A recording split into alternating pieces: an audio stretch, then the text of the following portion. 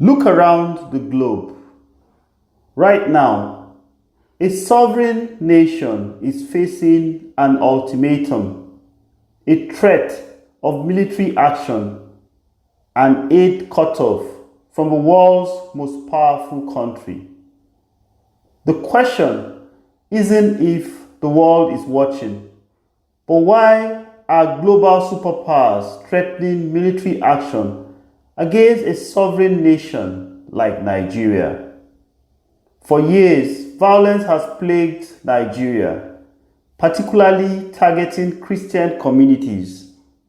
We've seen tragic news reports, but official responses have been wanting. According to critics, a dangerous circle of impunity has taken root. Perpetrators operate without fear of justice, and the cries for help often fall on deaf ears.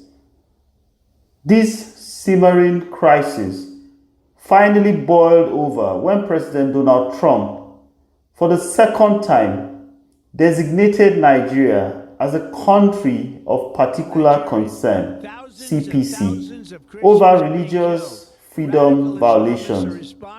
This isn't just a political label, it is threatening to halt US aid and assistance.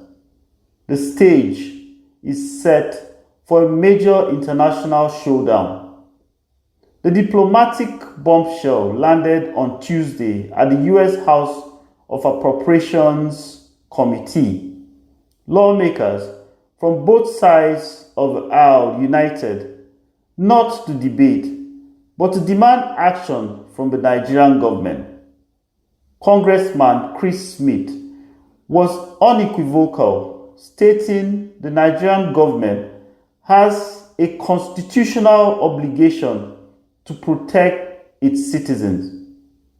He warned the Nigerian government is trying to run out the clock. We cannot allow this to happen. This is a clear vow to hold the Tinubu administration directly accountable. Congressman Brian Mast echoed this, backing the CPC redesignation and listing non-negotiable demands: disarm militias, return displaced families, and bring perpetrators to justice. But the criticism wasn't just about accountability. It was about neglect. Vicky Hexler, chair of the US Commission on International Religious Freedom, revealed a shocking truth. Local villages often learn of an impending attack and reach out for protection, only to have their cries ignored. The final strategic layer came from CFR's Ebenezer Obadari. He said Washington must keep up the pressure, but also push Aso Rock to fundamentally address the root causes, including demanding the Nigerian president make Sharia law unconstitutional in the northern states where it was adopted since 2000. We have seen the crisis, the accusations, and the overwhelming pressure from US lawmakers. But we still haven't answered the core question we started with. Why are global superpowers threatening military action against a sovereign nation like Nigeria? The reason is simple, yet devastating. The US believes the Nigerian government is complicit through inaction. The threat isn't a punitive measure against Nigeria as a whole.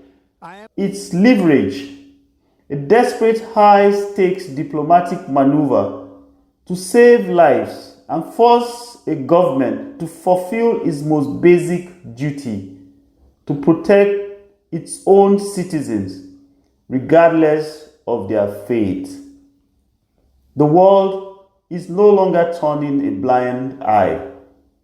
Trump's designation, the congressional demands, the threats of military intervention, they are all dividends of international pressure. The deadliest silence has been broken, and now the Nigerian government has no choice but to respond. Do you think international pressure will be enough to stop the killings? Let us know in the comments. Until next time, thank you so much for watching.